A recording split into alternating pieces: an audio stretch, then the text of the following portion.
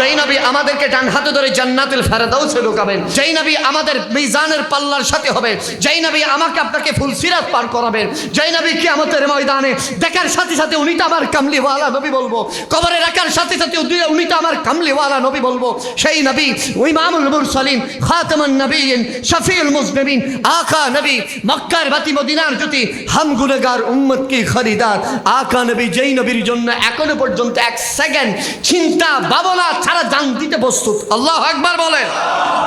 যেইভাবে জান দিতে চেয়েছিলেন সিদ্দিক আকবর, সুবহানাল্লাহ, যেভাবে জান দিয়েছিলেন ফারুক আজম, উসমান গনির জন্য সোয়া লক্ষ সাহাবী এক সেকেন্ড দ্বিধাবোধ করে নেয়। হানজালার মতো একজন সাহাবী সবচাইতে সুন্দর রমণীকে বাসর রাতে রেখে হানজালা বলতেছেন আমি আমার স্ত্রীর দিকে তাকাচ্ছি না। মক্কার কাফেররা বললেন হানজালা তোমার সুন্দর রমণী, এরকম সুন্দর রমণী ফেলে কই যাও? বলে যে আমাকে মুস্তাফার ডাক দিয়েছেন। আরেকটু জোরে বলেন। আরে মোহাম্মদ ইবনে আব্দুল্লাহর কাছে কি পেয়েছো? হানজালা বলতেছেন কি পেয়েছো নয়, আমি আমার নবীর চেহারার দিকে তাকিয়ে এই হানজালার একটা জীবন কোন কোটি হানজালার জীবনকে কোরবান দিতে প্রস্তুত আছি। জোরে বলেন সুবহানাল্লাহ। সে মায়ার নবী আকা নবী, যেই নবীর চেহারার কথা আল্লাহ কতই না সুন্দর করে বলছেন ওয়াদ্দুহা, সুবহানাল্লাহ। যেই নবী আমাদেরও চুল আছে, আমাদের চুল আছে না নেই? হাই হাই, আমার নবীর জুলফে মোবারক ছিল। আমার আল্লাহ নবীর চুলের ওয়াজ করতেছেন কোরআনে। আল্লাহু আকবার বলেন। আমার আল্লাহ বলতেছেন হাবিব দুনিয়ার মানুষের মতো আপনার এই চুল মোবারক নয়, হাবিব আমি আপনার চুলের ওয়াজ করছি ওয়াল লাইলি ইদা সাজা বলে, সুবহানাল্লাহ।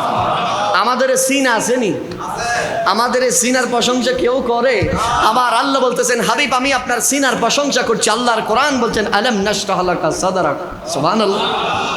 হাই হাই হাই, দুনিয়াতে তো আমরা হাঁটি, আমরা এই চরকিজিরপুরে হাঁটি, সিপাহী গুনায় হাঁটি, ঠিক কিনা বলেন?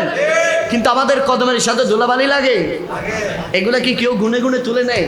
না, আমার আল্লাহ বলতেছেন হাবিব আপনার জমিনের সাথে কোপাল লেগেছে, কদম লেগেছে, এই কদমের বালির শপথ আমি আল্লাহ করছি লা উকসিমু বিহাযাল বালাদ বলে, সুবহানাল্লাহ।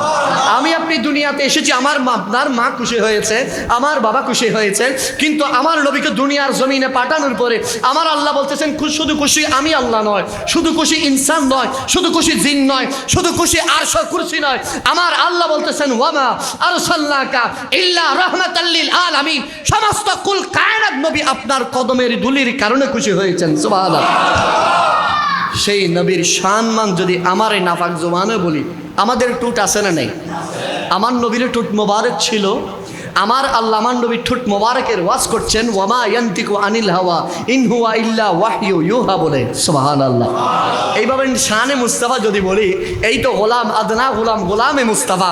আজকের এই রাত চলে যাবে আলা হযরত আজিমুল বরকত আজিমুল মারকাবাত কালামুল ইমাম ইমামুল কালাম নাসিরুল মিল্লাত ওয়াদ দ্বীন আয়াতুন মিন আয়াতিল্লাহ মুজিজাতুন মিন মুজিজাতি রাসূলুল্লাহ আল হাফিজ আল মুফতি আল কারি আল মুহাদ্দিস মাশা ইমাম আহমদ রদা কান ফাজিলে বরনবী আলাইহি রহমা ওয়ার রিদওয়ান বলছেন জিন্দেগি খতম হয়ে और कलम ठोट गए এই দুনিয়ার মানুষ শুনে রাখো তাজিমে মুস্তাফা। আল্লাহু আকবার।